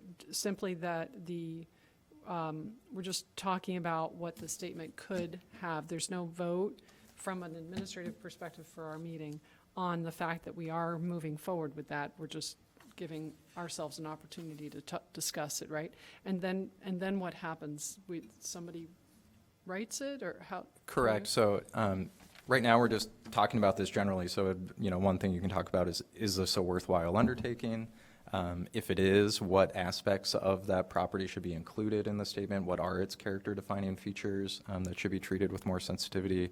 If there becomes there's ideas that are generated around that or some consensus, then it will come back and we'll actually amend the existing statement or create supplemental statements of significance. There are some properties in Evanston that have multiple statements of significance for different features within it. So that's not unprecedented, and that would come back, and then that would be voted on and adopted. Okay, so with that in mind, in terms of setting the stage for what we're actually, what the scope of our conversation is, did you want to go ahead and Yes, share your thoughts, please? I think that there's been a lot of discussion about the mansion. As Kate said earlier, the landscape hasn't received nearly as much attention. But actually, the landscape architect is much more famous than the architect. And the features themselves have undergone a lot of, they've been changed somewhat and harmed, and I think they continue to be vulnerable. And one of the particular items that is very vulnerable right now is the dune. I hope you guys read the reference to history of the dune, because a lot of people don't understand that was constructed. It's not a naturally occurring dune. So we want to go through the slides. Has anyone here who hasn't seen the Jensen landscape, doesn't know the sand dune that we're referring to? Has everyone seen it? Good. Okay. Well, this is a picture taken by Jens Jensen in the 19s. I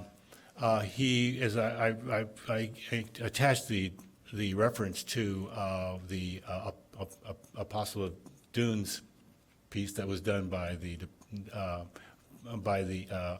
state of Illinois, of Indiana. He was very instrumental in saving Indiana dunes and so forth. So, Kate, you want to do this picture was taken obviously before the dune was built. And that stone was placed there by Caldwell and Jensen in 1929, 28, whenever that was. And that tree, that oak tree, was a mature tree then, and that oak tree is still there. So that makes that tree a pretty doggone old tree. The dune itself, the next slide, is it's smaller than 2 football fields, so it's not a huge structure. And while from the back of the mansion side it looks tall, but actually it's really not all that tall compared to the beach. So this is the area that we've had surveyed out. We have a survey that with a description that this area would be identified as the dune and would have its own significance and protection because of its very sensitive nature. Next slide. So this is what it looks like from the air.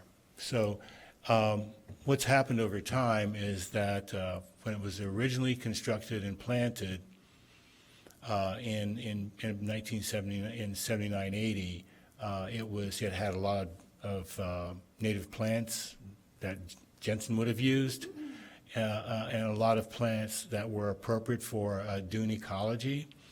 But as you can see, over the last few years in particular, it has, because of people just like walking on it and hanging out on it, it's really been destroyed. So what happens, because it's not a naturally occurring dune, it's really important that it stay vegetated in order to stay there. So next slide. So this is the mirum grass that's there. As you can see, this is there's nothing else. There's nothing else growing there, and so the point would be to reestablish the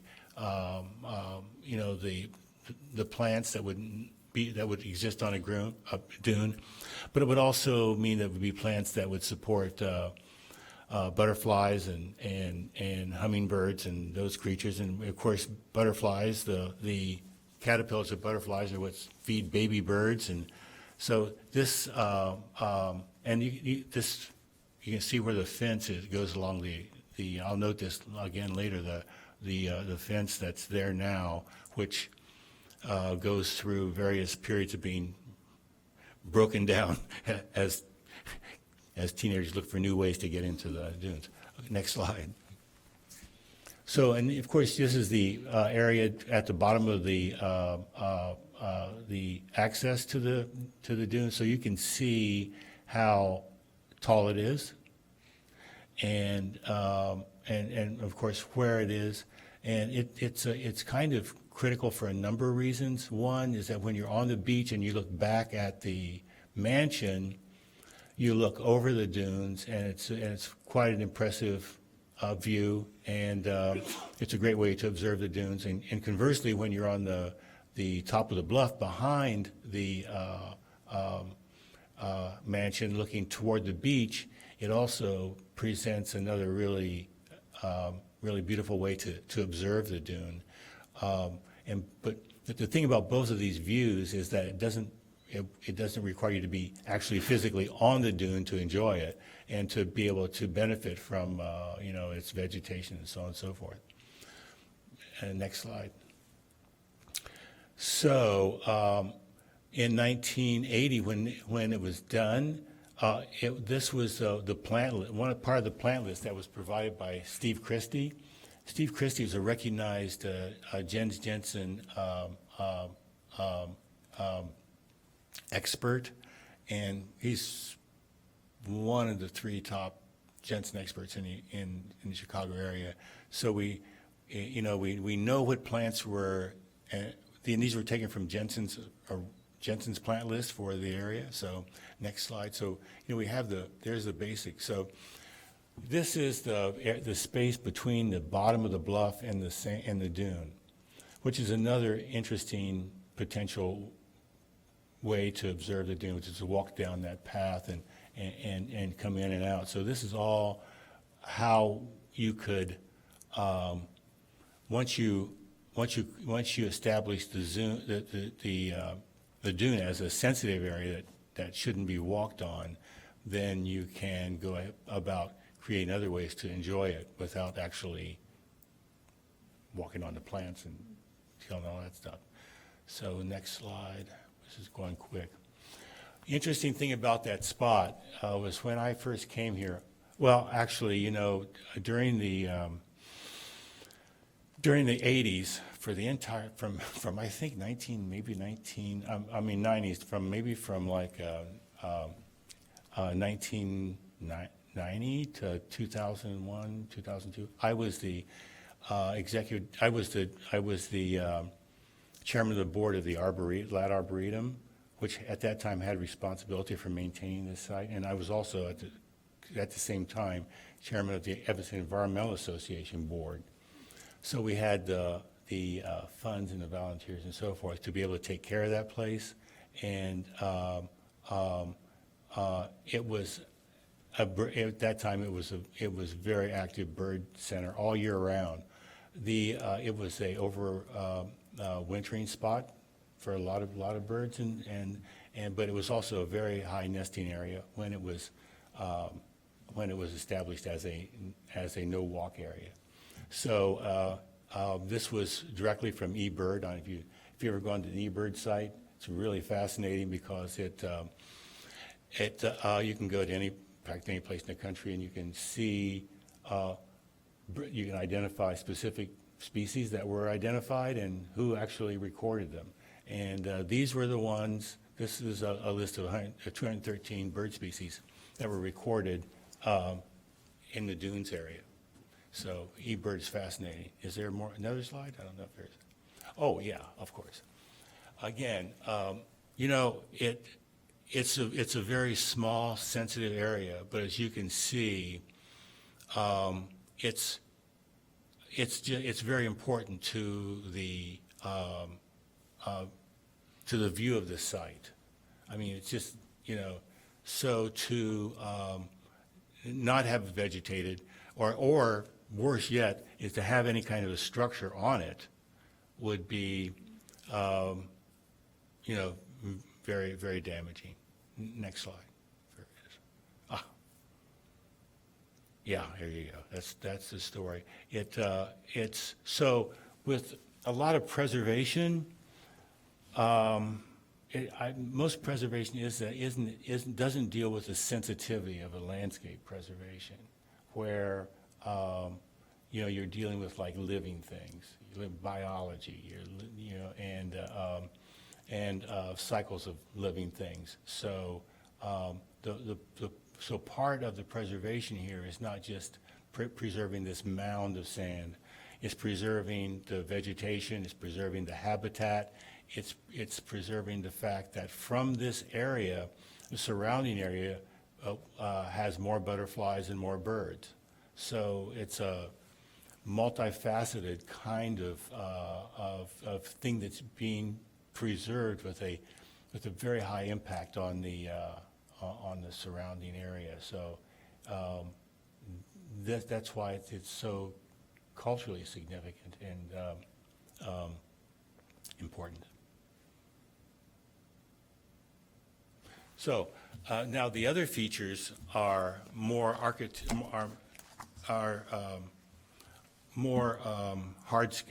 more architectural, and those would be the which I didn't prepare for here. Right?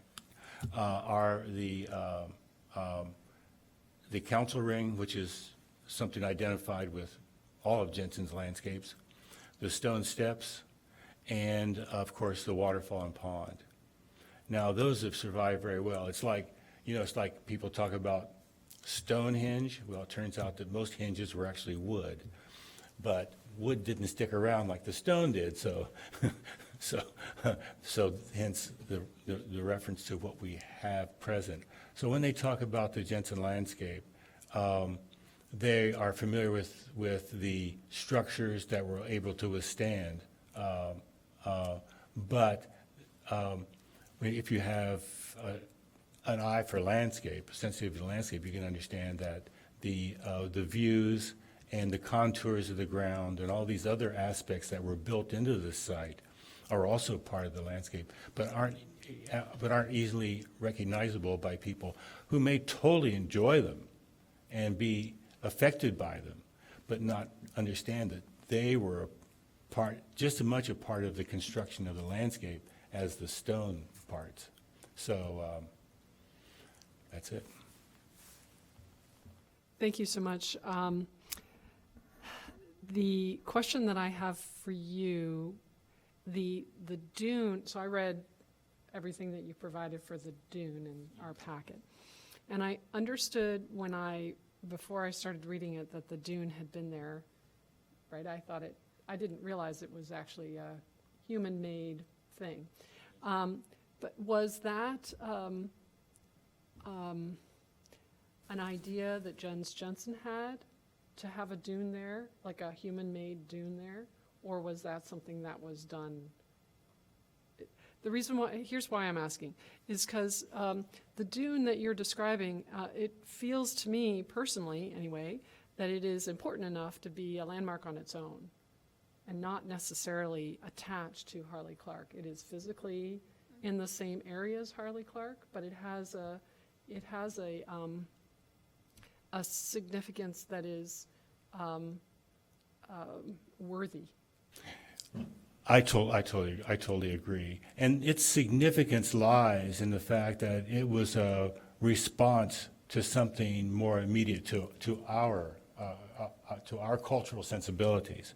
It was put there as, first of all, as an homage to Jensen and his efforts to save dunes, but also to, this was done in the 70s.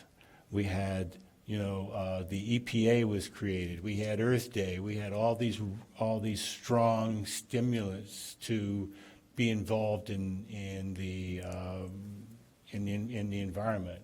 So this was a great example of creating a habitat for the purpose of creating a habitat.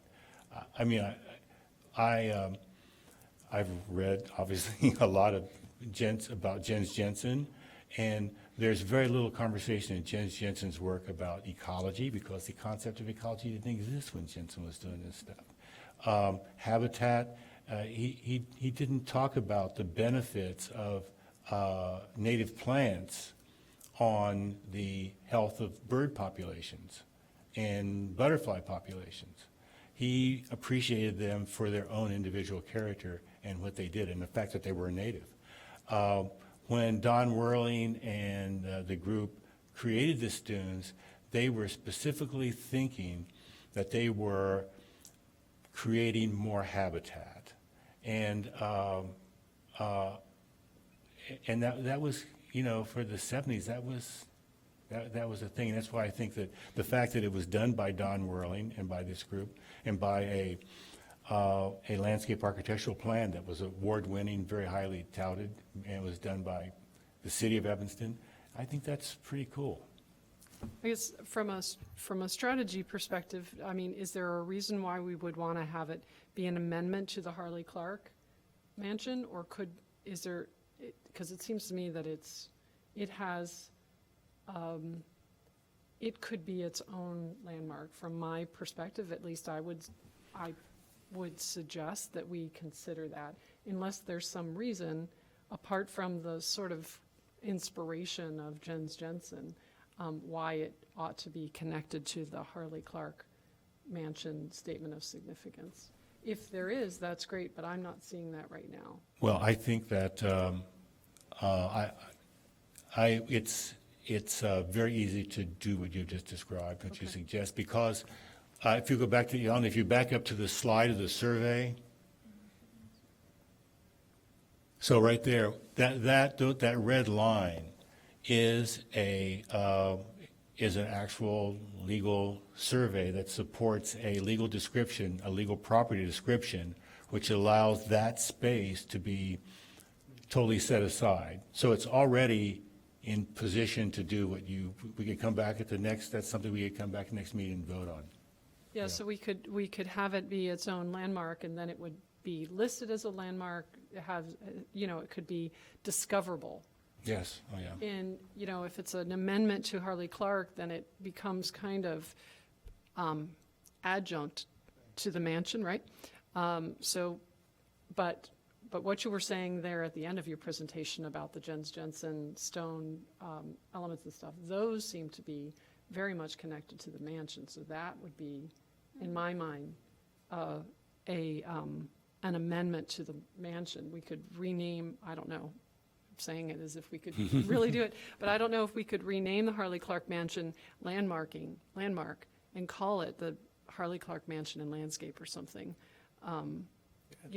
To indicate to people when they see it that the scope of the. Yeah, I don't think the statement of significance that exists makes any reference to Harley Clark So could we at all. rename You mean that? I think it's just an address. You mean the statement for this for the For Harley Harley Clark. Clark? The Yeah. listing, the landmark listing, so that it's discoverable as a landscape It's- and the mansion. It says like fragments of the Jens Jensen landscape.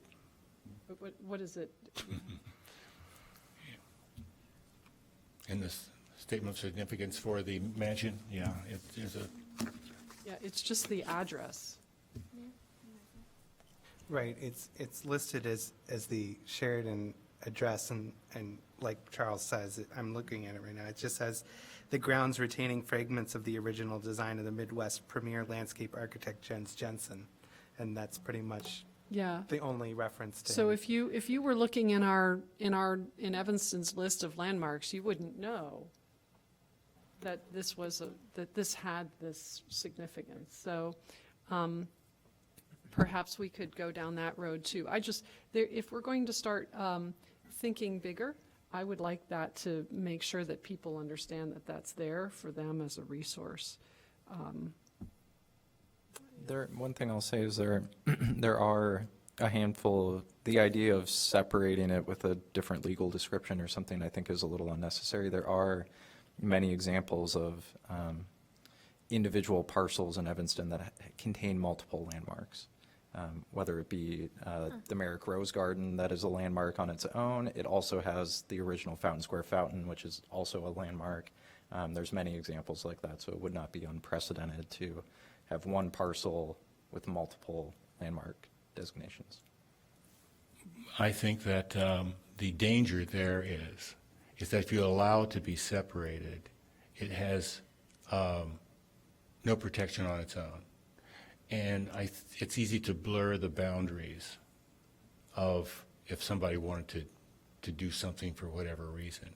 I think to have it established as its own identity, its own thing, it's easier to draw a circle around it and say this is it. To make it adjunct or adjacent, I think it leaves it vulnerable. We have a survey. I think we go with the survey. So sometimes sites are, when they are listed as landmarks, it's because of the evolution of the site over time. You know, like there could be an original garden design, and then over time, you know, in the 80s, 70s, 80s, and 90s, there's this dune that's then added, and you could make the argument that Jens Jensen was this naturalistic landscape designer, and then in the 70s, there was someone else that came in with something of their time and evolved. And so the site in general was this naturalistic landscape that then evolved over time, I guess. Yes, so that would be a reason to keep it within the context of the Harley Clark Mansion. So I think the question is sort of from a strategy perspective, how do you think about it? John, did you want to say something? You look like you do. Well, I think the non-original nature of the dune, I think, complicates all the conversations that we're having here right now, and it has the potential to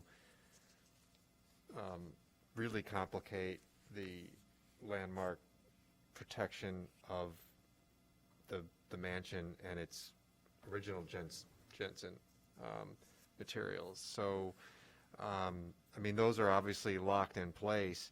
Can we add the dune to it? I think that's going to be a very contentious argument to go through. I'm not necessarily advocating it as being a separate parcel. As soon as I learned that you can have multiple landmarks on one lot, I assume this is one lot technically. No. It is. So this is one parcel. So the way that we landmark things in Evanston is, I shouldn't say it's unique, but places do it differently. The entire parcel gets landmarked. We don't landmark individual buildings. So technically, the Harley Clark Mansion, the Coach House, even the beach is a designated landmark. The entire parcel, the entire 5 acres of that parcel is a designated Evanston landmark. And is that based on that statement of significance that you shared with us? So very often what will happen is, an example is the old Swedish retirement home on Pioneer in Three Crowns Park. Thank you, Thomas. That entire parcel is a landmark. Now, only one portion of that building is referenced in the statement of significance. Everything else has been added onto it over time, but technically that entire parcel is a landmark. So in that case, it sounds like what we're doing is exploring the history of that parcel and identifying additional items, aspects of that parcel that are contributing to its history. So if you broaden the so I think we're going to something closer to what Commissioner Klein was saying. Now that you've clarified that, it kind of makes sense. Like this sounds like something that we could certainly add to, and it doesn't diminish, it doesn't take away, it doesn't, it's not even saying it's on the same level as the Jensen work. And if it was built in 1974, I think he said, then it's its 50th birthday now, so it's eligible. You know, it was, So I was going to ask about that, because it was 79, so it's not quite 50 years, right? But I don't think we have a 50-year rule, We don't. Oh, no? so, Okay. so we're although good. the Ecology Center was built in 1974. But back to the, this site has become even more complicated as they talk about how they would dispose of the, how they would deal with the mansion. And what they've done of the process is they've created lines of ownership. And even though the city owns all the property, they have designated a certain area as part of the mansion property. So that from the bluff to the lake, there's a line there. And the problem with confusion in situations like this is that things can happen, let's say. And I would preferably, I'd like to see more protection for the Jensen features. I think that would be appropriate. And as you just stated, that, you know, that's not technically, wasn't constructed by Jensen, although it has all this significance and all this relevance that certainly would make it deserving of a statement. So, and that's why, you know, my thinking that you create a statement for the dune within this area, and then you have the opportunity at another phase, once I think it may take some conversation to actually figure out the ownership and the legal description of the various other areas, and I think it's a process. But I think definitely what I would prefer was that a separate statement be created for the dune. So I think that it seems to me we have consensus that we all believe that that's something that needs to happen, right? Or that would be helpful to have. So I think that the question then becomes what the next step is. We have the existing statement of significance. We know that there are things on the parcel that we consider to be significant, but that are not included in the statement of significance currently. So we need to amend the statement, so we would write some pieces, and then that would come to us in February? Yeah, the only question is if that timeline is manageable, considering the meeting is on the 13th of February. It's so. Yeah, but Charles has it all written already, That right? packet goes out next Thursday. Yeah, so that's 9 days in order to be able to consider it in February, but if you. It also doesn't have to be particularly detailed necessarily. What you're doing is you're essentially cataloging things that are significant to the site. There are examples of statements of significance that have been amended by this commission in the past that are very lengthy and multiple pages and are detailed. So it can be, but I think it could be whatever you'd like it to be. Well, it's good. I'm glad we're having this discussion, because as we move forward dealing with landscapes, this is a complexity of landscapes that doesn't exist with a building that has definite walls and stuff. So. And can I just ask a question to clarify the ownership of the land or the parcel from the waterfront up to the street? Like, who owns what? And If you could Well, just help well, me. the city of Evanston owns from Sheridan Road to the lakefront, so that eastern boundary fluctuates technically, so the site is, very often anywhere from 4.5 acres to 5 acres, depending on the lake level. But that, yes, and that entire parcel is a designated So landmark. I think to clarify what Charles was saying is that as the city council is discussing these potential responses to this, what is it, an RFP? Or that they've kind of made it into parts and parcels that people can either do the whole thing, or they can just do the mansion, they can just do the grounds, they can just, and so that's kind of where these lines have been drawn. But it's all within the same parcel, right? Is that what I'm understanding? Yeah, I've seen examples of when they were considering selling the buildings only and pursuing like a ground lease scenario where they were drawing boundaries around just the building for the terms of the lease agreement. But there's been a lot of really strange proposals in the past for what to do with this property. I mean, there was an idea in the early 2000s to chop it up into 12 parcels and build single-family homes on it. And, none of those have, my understanding is that nothing has been done in terms of it being subdivided, and it still exists as a single parcel.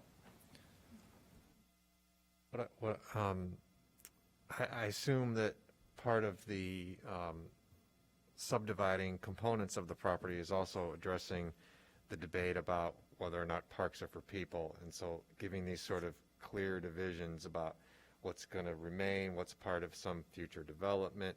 And so what I really like about Commissioner Smith's proposal is that it syncs up with that. It's going to talk about something that's presumably going to be on the part of the development that will be left alone. And so it helps strengthen that, it helps define it, it helps give somebody something to think about. Oh, okay, this was in this other part of the parcel, and this has its own historical significance, and so we're going to do Sure. this with that, and we're going to do something else with Yeah, I this. think even having a physical boundary and description, I'm not talking about subdividing the property, I'm just talking about identifying a physical space that this exists. I could see that being advantageous. Yeah, acknowledging that it Yeah. is there and that it has value. It's not just a thing that happens to be next to something that's valuable. Who is in charge of maintaining it right now? That's the city?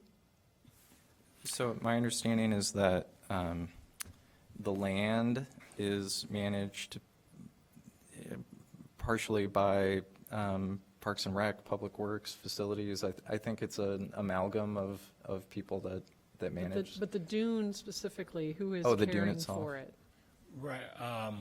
Well, for a number of years, I've been like the steward of that area.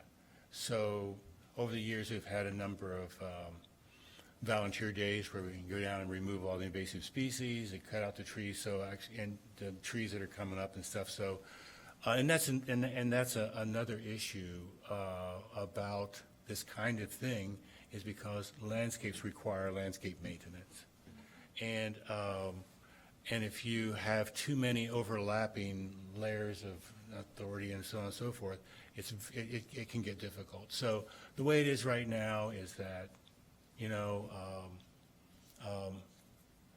I have, me and a small group have raised the money to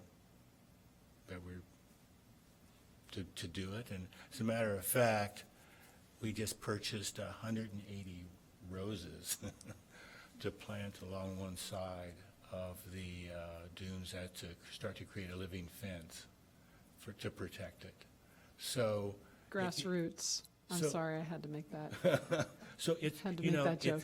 so it's easier to raise money. It's easier to organize volunteers for something that has some There you go. some protection and and can be identified. So Would this be similar to the bird sanctuary exactly. that's on the lakefront? Yeah. Only there's obviously no pressure on the bird sanctuary from its location. While this site, which I think it deserves maintenance and care, and that and protection that we're discussing here is part of that. So just to make sure that I understood what you said there towards the end, that you feel strongly that if we were to move ahead with amending the statement for this parcel to acknowledge and validate the history of this particular, it would make raising money for it and potentially caring for it more possible. I think that's pretty true of just about every preservation site, or a lot of preservation sites, is that once it has that designation and once it has that recognition, then, you know, it's easier for people to understand why it should be cared for. I mean, I agree with you, but I wanted to hear, but for me, it's in the abstract when we're talking about the dune. I have lots of examples of when that has occurred with other things, but this particular site is not something but you're saying you've been working on this, and so you have a sense of it. So not that should necessarily motivate us, but it's certainly, I mean, because if it's valuable and important, we should do it. But in any case, I would be very happy to entertain something in the February meeting, if you can put it together in that Yes. time. Yes. With Kate's help? Got it. Okay. Just want to say that I'm grateful for your stewardship of this treasured landscape, and I think that we need to be, this is a good starting point for other landscapes or potential features around the city, as tying in other city initiatives. It's a good thing to be promoting preserving nature.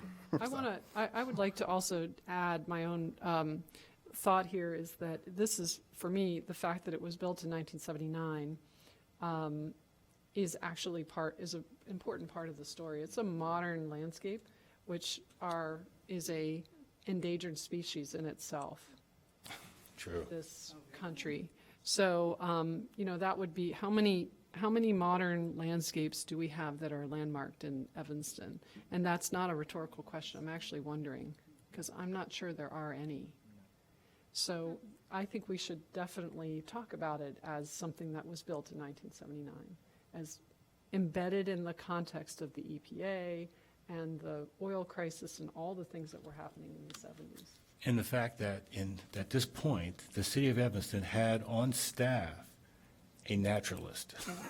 That is remarkable. Well, the other thing is that I heard from actually the Levy Center during the COVID shutdown period, had a presentation, and Rachel Carson actually, I think, spent several months here in Evanston, when right around the time that she was writing her book. So, there was something in the water, in the zeitgeist in Evanston, that there was all this, fervor for that. And so I think this is a good example of that. So I would, I think that it's a good idea. Thank you very much. We'll look forward to reading it in February if you can manage that. Did you have anything else you wanted to say, or shall we move on? One thing I want to say is this kind of support for something like this is very encouraging to stewards, to people who want to take on something like this and raise the money, organize volunteers, show up, do all the work. And I think that I've tried to make this as an example for environmental habitat stewardship. So, this kind of support is incredibly important. Thank you so much for that. Moving on to something which is needs to be done in order to get everything else done. Item C, the 2024 rules and procedures. This has come up a couple of times here and there in our various conversations about things tonight. The idea is to not necessarily talk about what rules and procedures we want to change now, but to potentially form a working group of a couple of commissioners to kind of volunteer to get into it on our behalf and then bring something back. We've had working group structures for a couple of different sort of big tasks, and it's worked pretty well. So I will take ownership of this particular idea that I suggested. So I'm very, free with your time, in other words. So anyway, do you want to add? I think you're right on target.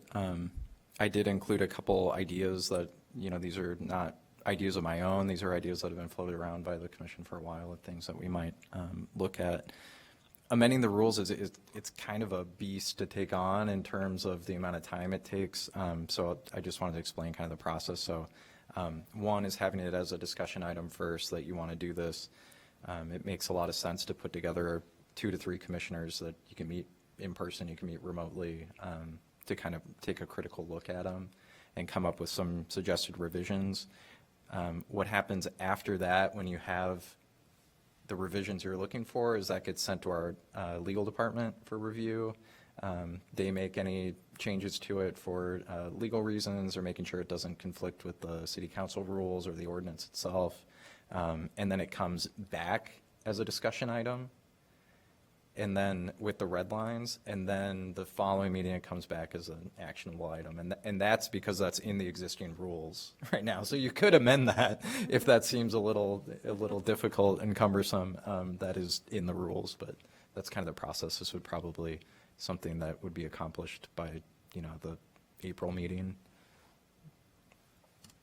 So just as a reminder, one of the things we talked about earlier as part of this task is to consider updating having an annual review of this list of eligible buildings or eligible sites. That was something that came up earlier in our conversation, and it falls within the potential here for the working group to look at. And then, if I recall, we also talked about considering the certificate of appropriateness itself, the actual application. And I think that would be perfectly fine, right, to fall under that.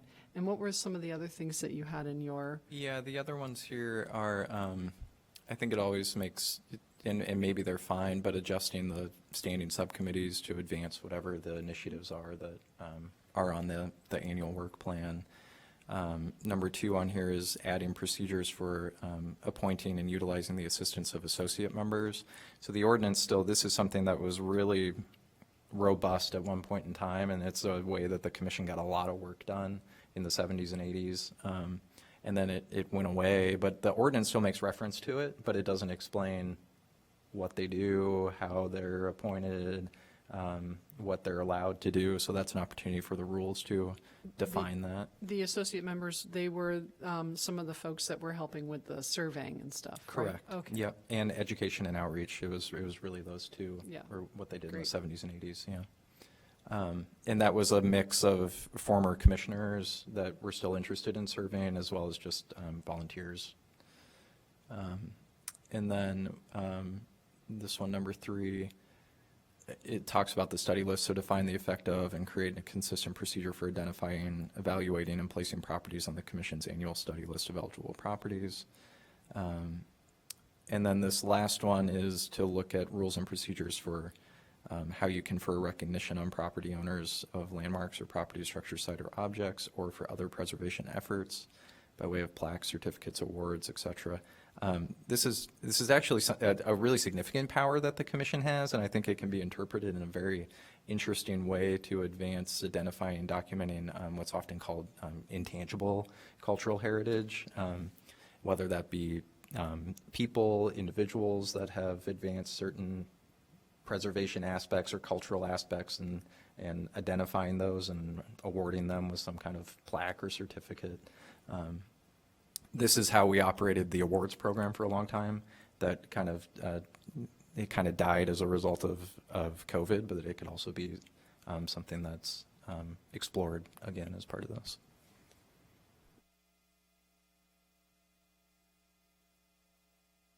So that was sort of the set of ideas that we were kicking around, and we did revise the rules and procedures in 2022, right? Late 2022. No, this time last year. Because that's when we created the subcommittees. So, so this is now, it's been a year since we looked at the rules and procedures, and we have people on the commission that weren't part of it at that time. So it's something that would be really helpful. So I will volunteer to be a member of that working group.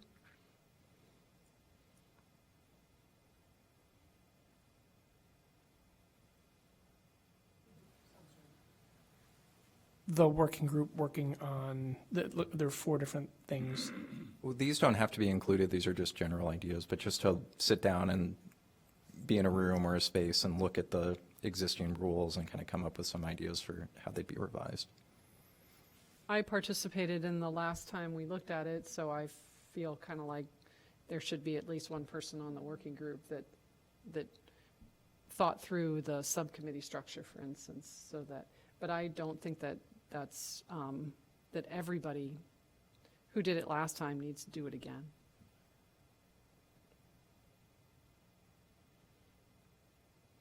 The other thing I didn't mention is that the other thing that is part of the rules but somewhat separate are what are called the rules of circumstance for what projects come before the commission.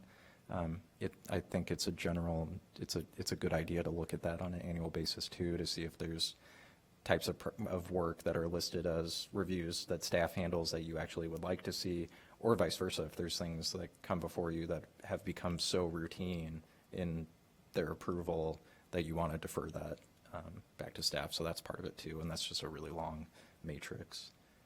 The major and minor. Yeah. I mean, this could probably even be just one, I mean, working group could be one meeting potentially. I don't think it's probably not a huge time commitment, I wouldn't think. So we don't have the full commission tonight, so it's hard to ask for volunteers for something like this. I don't think that we would be able to, the working group would not be able to meet before the February meeting. So we're talking about sometime between now and the March meeting. I mean, I'm interested in joining if, Okay. Good. Other commissioners too, if they don't want to participate in that, but they just have ideas, they can email those ideas and pass those along as well. And Tom, you were going to look at the C of A application? Yeah, I'd be happy to be part of a working group that's looking at that, for sure. Yeah, because we could, it would be nice to have a newer commissioner as part of this working group. I think at our last meeting, what's his last name? Josh, I think was voicing interest in the application. In as the well. application? Yeah, I'd be happy to work with Josh and anybody else on that. So the idea would be that we would look at it and maybe make some recommendations or some points to discuss. And Kate, it would be good to get a sense of the history of what it's looked like before, if that's available, just so we're not working in a vacuum. Yeah, we should definitely rope in Carlos on that, I think. And Okay. I'm sure he has older applications and we can kind of see the progression and the evolution of where we've gotten. I wonder, since we only have 6 members, if we should perhaps email, go ahead. Yeah. Yeah. Is that's okay to email everybody and It's see a if great they're idea. interested Yep. in joining, rather than Yes, we don't have to putting figure it out all the on number. us? Correct. Because there might be other people who are not here who might be interested in being on the working group. And I'm okay if I'm okay not to be in the working group, because I have other things that I'm doing for the commission. So it's okay if somebody else wants to do it, and I can let them do that. So, do we want to proceed that way? Yeah. All right, so we'll try within the next week or so to get some more interest in a working group for rules and procedure. And in the meantime, Tom, if you wanted to just go ahead and start To get- working with Josh. Yeah, and if anybody else has any thoughts, you've got my email. Yeah, just have a look. You can help him.